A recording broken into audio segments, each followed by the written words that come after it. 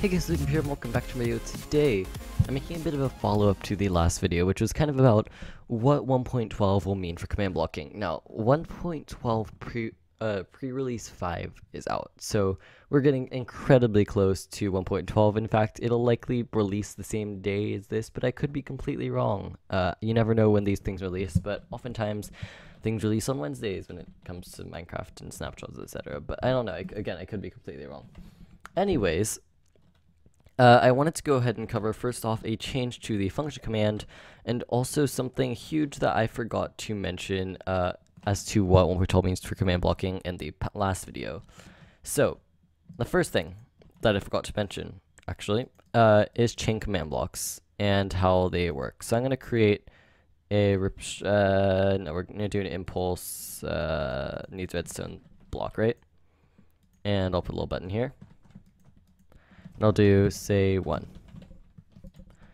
So now the way it works, compared to the way it works before, or worked before, let me show you here. Okay, so let me grab the command say 2, and what I'm going to do is I'm going to paste them all in here. And as I'm doing this, I'll kind of explain how the command blocks worked previously and what the change is now. So the way command blocks worked previously, and actually, you know what, I'm going to get rid of all these. The way chain command blocks specifically worked previously was that they would execute 1 per tick. So if you had a huge chain, one of those would execute every second, or every 20th of a second. Meaning that, you know, the contraptions would still take a little bit of time to run. Which is not, you know, inherently a very bad thing. And the big issue with that was that it kind of inhibited people, right? It slowed things down. And so this kind of changes things a bit. So the way everything works now is that when you run, say, a chain command block, everything executes at the same exact second. So what does this mean? Well, instead of everything, you know, going, if you say at a module teleporting players that was, you know, 50 blocks long with different chain command blocks, it would no longer take very much time to run. It would all run as fast as it could. Rather than, you know, running one by one, it would kind of run almost instantly, which, as you can imagine, would make things a lot easier. So I'm going to go ahead and show you really quick a proof. Oops, and these aren't filled up with commands. You know what? Never mind. Screw this. But anyways, point is, things can work a lot faster now. I saw a cool contraption somebody made that would basically teleport itself.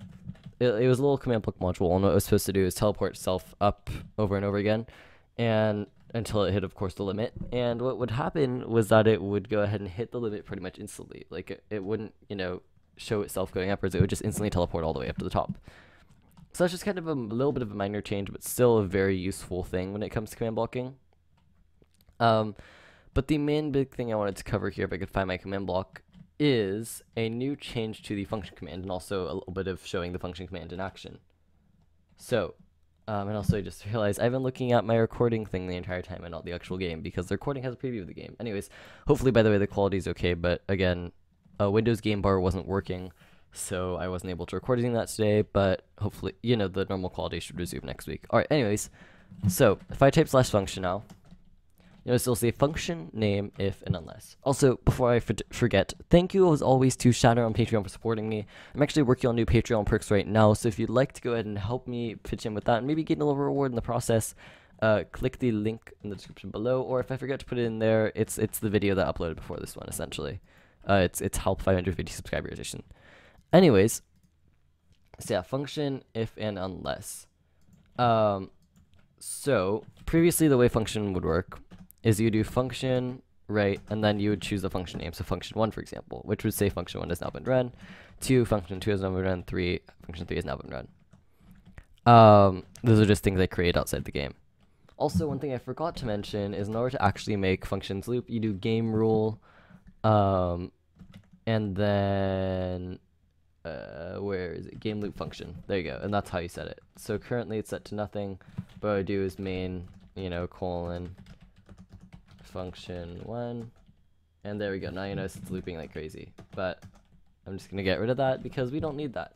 Anyways, I'm also going to toggle the downfall because nobody wants rain. Actually, I do like rain, but not in game. Okay, So what I did here is I set up function 3, and I said run if the inhibitor score is set to 1. So you notice when I press this, it goes ahead and says function 3 has now been run. So if and unless are two new things. So if I go scoreboard players set random games inhibitor 0, when I run this command, nothing happens. It'll actually tell me skip execution. So again, if I set it back to 1, that works. I could also do it unless. So unless it's equal to 1. So that means if I go ahead and this is, by the way, the bigger one. If I were to go ahead here and set my score to 1 and run it, it doesn't work. If I set it to 0, it works. And if I set it to 3, for example, it works. But if I change it back to if, then obviously, you know, nothing will work unless I'm set to exactly 1. So unless is the big one here because it's really not very easy to do something like that with command blocks otherwise. So being able to have that functionality in place is huge for command blockers. Although something else I do want to mention is that the function command may not be all good. Now this was brought up by PhoenixXC in a recent video, and I think he makes a very good point, which is that one command block contraptions used to be really easy to install, and same for mods, right? For mods, you would just copy and paste, you know, some files into a folder. And for mods, or anyways, for one command block contraptions, you would just paste command to a command block and run it. But functions makes this a bit harder for players, and if right, because you have to create like a folder to put it in, you have to then put in the file, and you have to use game rule, which a lot of people aren't comfortable using, unfortunately. So that's kind of a big issue, but we'll see how it plays out. Hopefully people will learn how to use, you know, game rule, game loop function, and just slash function generally over time. The other thing is people don't have to use game rule. You could go ahead and create a repeating command block, for example. It said function, you know, function 2. Right.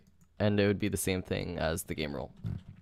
But that's not, of course, the only way to do it. Anyways, yeah, again, sorry that there's not really a command block tutorial out this week. And once again, I will be rebooting the command block tutorial series.